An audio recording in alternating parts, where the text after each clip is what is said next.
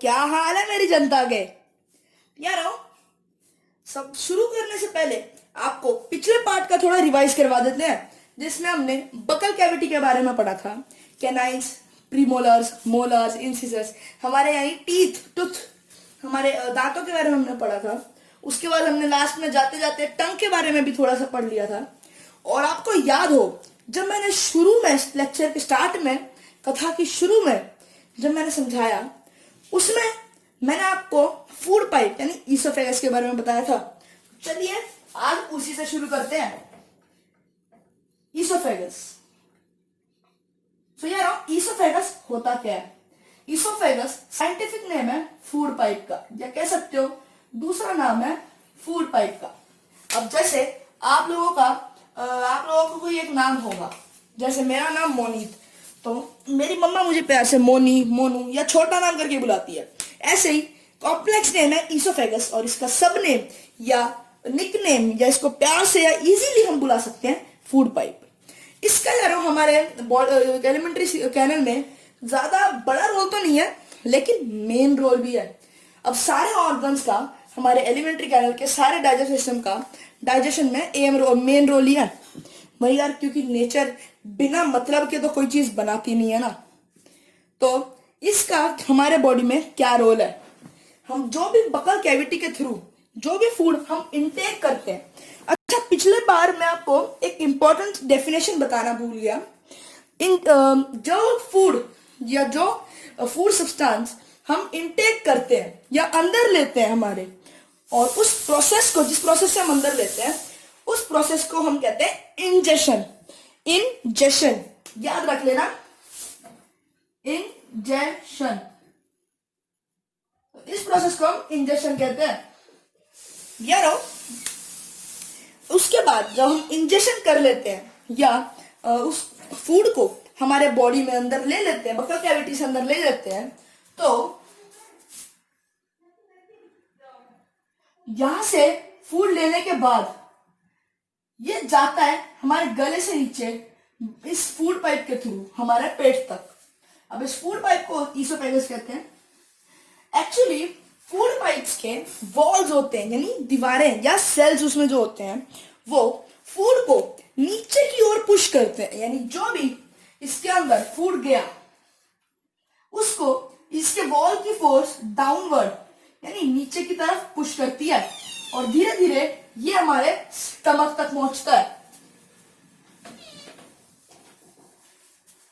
और जब ये फूड हम किसी दिन अगर ज्यादा खा ले, आपको देख रहा होगा, जिस दिन आप ज्यादा खा लो उस दिन आपका स्टमक बहुत पेन होता है, और अगर आप और अपनी लिमिट से ज्यादा खाना शुरू हो जाओ तो आपको वॉमिट होती है। अब वो क्यों यारो? इस फूड पाइप में आप जितना फूड डालोगे वो तो जाएगा ही जाएगा, जाएगा ही जाएगा, और वो जाएगा सीधा स्टमक में। और जब स्टमक फुल्ली लोडेड हो जाएगी ना, उसके बाद स्टमक और फूड को एंट्री नहीं देगी, यानी एंट्री कर देगी बंद।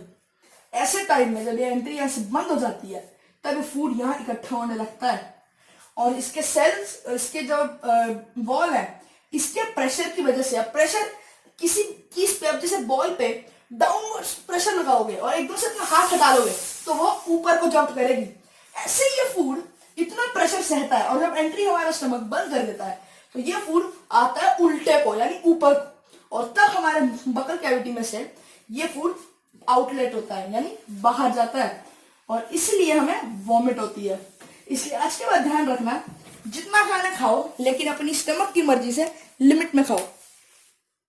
यानी फूड पाइप से खाना निकलता है नीचे को, और वो जाता है सीधा पहुंचता है स्टमक में। स्टमक का शेप कुछ जे टाइप का होता है, ये इस तरह से। अब आप सोच रहे होंगे कि ये नीचे को पाइप क्यों? बताता हूं, सब बताता हूं। जो फूड ऊपर से फूड पाइप के थ्रू नीचे, ये यहां से एंट्री स्टमक ब्लॉक करता है, जैसे मैंने बताया एंट्री ब्लॉक, यहां से एंट्री ब्लॉक होती है। तो जो फूड नीचे को जाता है वो हमारे स्टमक में आता है, और यहां से लगे हाथ नीचे जाता है स्मॉल इंटेस्टाइन की तरफ। सर, अगर स्टमक से ही होके फूड को नीचे जाना है तो पूरा इसोफेगस क्यों नहीं लगा दिया? गुड क्वेश्चन बालक, ध्यान दे रहे हो मतलब तुम कथा की ओर। तो अब इसका रोल क्या होता है? ये ऐसा तो होगा नहीं कि फूड सीधा आया, यहां से निकला और गया। अब स्टमक करता क्या है? स्टमक के अंदर म्यूकस, हाइड्रोक्लोरिक एसिड और ऐसे अलग अलग कॉम्प्लेक्स या ऐसे डाइजेस्टिव जूसेस होते हैं। जो स्टमक की इनर लाइनिंग है वो म्यूकस सेक्रीट करती है। म्यूकस क्या होता है यार? म्यूकस होता है बलगम जो हमारे गले से निकलता है जब खांसी होती है किसी को तो जब निकला जाता है उसे कहते हैं म्यूकस। और हाइड्रोक्लोरिक एसिड भी वही करता है और इनको मिलने के बाद डाइजेस्टिव जूसेस बनते हैं।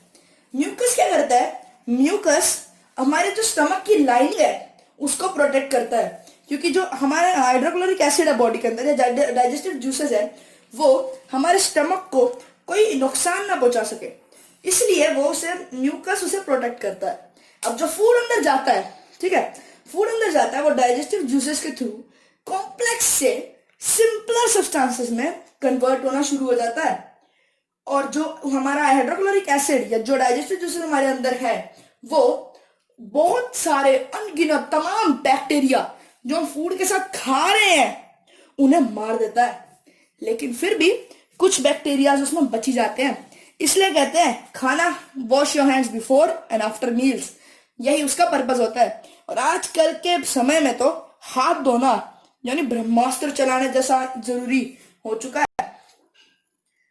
तो इसमें फूड जो है एसिड हमारा जो है बैक्टीरिया मार देता है, उसके बाद फूड हमारे स्टमक के मिडल में आके रुकता है जहां पे और अलग तरह के डाइजेस्टिव जूसेस उस पर छोड़े जाते हैं उसके ऊपर रिएक्ट होने के लिए।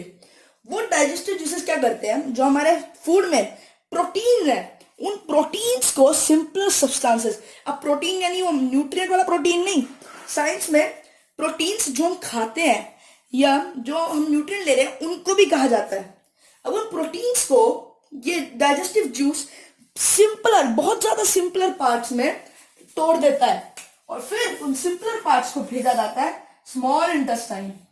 अब उनको स्मॉल इंटेस्टाइन में क्यों भेजा जाता है या स्मॉल इंटेस्टाइन क्या करता है वो मैं आपको बताऊंगा अगले पार्ट में। और तब तक के लिए गुड बाय।